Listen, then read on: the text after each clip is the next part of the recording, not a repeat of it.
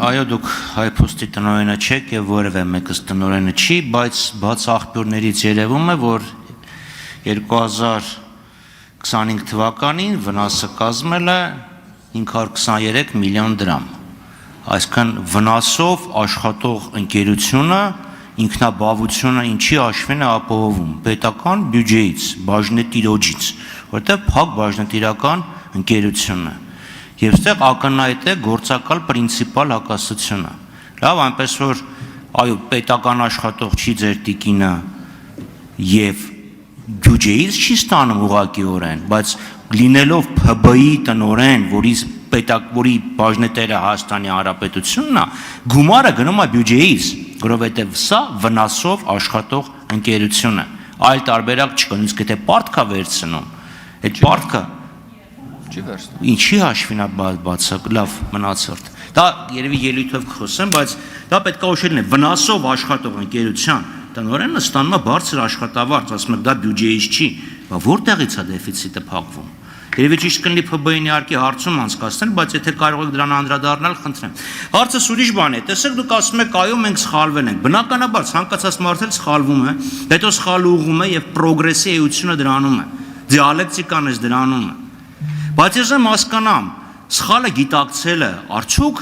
մեղքից ազատում է թե չէ։ Գիտեք ինչ եմ ասում, դեռ Նիկոլ Փաշինյանն ասում էր, այո ես պատասխանատու եմ, բայց մեղավոր չեմ։ Ձեր այդ սխալների արդյունքում մենք ունեցանք հազարավոր զոհեր,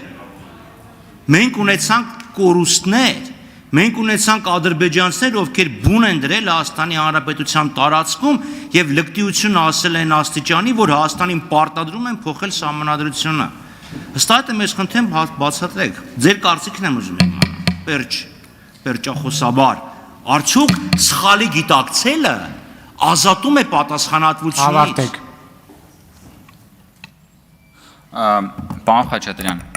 նախ պարտք չի վերցնում, բայց ես ձեզ առաջարկ, տեսեք դուք չգիտեիք, որ պարտ չի վերցնում եւ պարզվեց, որ բազմաթիվ գործընկերներ լիքը բան չգիտեին։ Տիկին Խամոյանը չգիտեր եւ դա իմ համար զարմանալի չէր, այսինքն դուք տալիս եք հարցեր, որոնց վերաբերյալ այդ հարցի բուն էության վերաբերյալ դուք բավականաչափ ինֆորմացված չեք։ Ինչպես որ շատ-շատերը ինֆորմացված չեն ու ասում են, որ հայփոստից պետական բյուջեից մարդիկ ստանում են վճարումներ այն դեպքում, երբ որ հայփոստ ընկերությունը 100% ինքնաֆինանսավորվող է։ Ու երբ որ դա ասում են գործընկերները, երբ որ ասենք կներեք էլի, դուք հիմա փորձում եք մեր գործընկերների, տարբեր գործընկերների, ընտանիքի անդամների, բարեկամների, այս կամ այն պետական կառույցում կամ պետականի հետ առնչվող կառույցների վերաբերյալ լեգենդներ հյուսել, բայց հետո դրանից ընդամենը 5 րոպե հետո պարզվում է, որ դուք էլ եք ախր այդտեղ։ Ձեր հարազատներն էլ են աշխատում այդտեղ ու հենց պետական կառույցում։ Տիկին Գրիգորյանի հայրիկը աշխատում է շրջակա միջավայրի նախարարությունում։ Հələ, բայց աշխատել է մինչև վերջերս։ Պարզվեց, որ պարոն Մանուկյանի կինը աշխատում է ազգային եւ լավ է անում, ժողովուրդ ջան։ Բայց ես զարմանում եմ ուղղակի այս բանի վրա, հասկանում եք, երկակի ստանդարտի վրա, որ դուք բյուջեից վարձատրվող ձեր ազգականների մասին չեք հիշում, բայց բյուջեից չվարձատրվող այլ մարդկանց մասին լեգենդներ եք պտտեցնում։ Հայփոստը ունի 3300 աշխատակից եւ 800 բաժանմունք եւ Հայաստանի Հանրապետության ամենամեծ կառույցներից մեկն է։ Պարոն Մանուկյանը ունի ընդամենը 1 օգնական։ Եվ պարոն Մանուկյանը կամ Տիկին Խամոյանը, որ ստանում են համարյա 1 միլիոն դրամ աշխատավարձ եւ 5 տարի գրեթե գործի չեն եկել եւ այդ աշխատավարձը ստացել են հարկատուներից, հիմա հարց են տալիս մի մարդու մասին, ով ղեկավարում է կառույց, որն ունի 3300 աշխատակից եւ 800 բաժանմունք եւ չի վճարվում պետական բյուջեից։ Լավ եք անում, որ հարց տալիս եք, ես խնդիր չեմ տեսնում դրա հետ, ժողովուրդ ջան, բայց որ դուք դա փորձում եք քաղաքականապես գործի քայնացնել, դուք քաղաքականապես գործի կայնացնում եք, որովհետև խնդիրը իմ կնոջ հետ չի, խնդիրը իմ հետ է։ Ձեր խնդիրը իմ հետ է, չէ՞։ Ձեր խնդիրը այն չի, որ հայփոստի տնօրենը ստանում է այդքան աշխատավարձ, որովհետև եթե ձեր խնդիրը հայփոստի տնօրենի աշխատավարձի չափի հետ լիներ, դուք միջև հիմա դրա մասին կխոսայիք։ Բախի եք հիմա խոսում են դրա մասին, երբ որ ես որպես ԱԺ նախագահի տեղակալի թեկնածու եմ այստեղ հանդես գալիս։ Դա ցույց է տալի այն փաստը, որ դուք ըստ էության Փարիսեցիությամբ եք զբաղված, եթե փորձեմ մեղմ արտահայտվել եւ օգտագործելով պարոն Խաչատրյան, ինչպես ասում եք, իմ ճարտասանությունը,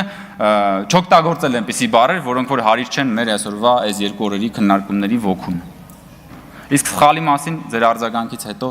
կպատասխանեմ։ Սխալի մեղքի ընդունելու փիլիսոփայական դիլեմայի մասին։ Արձագանք։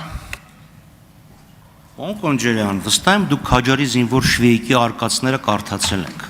Այս Շվեյկը պատմա մի մարդու մասին, ով յուրահատուկ տաղանդ ուներ հարցերից խուսափելու։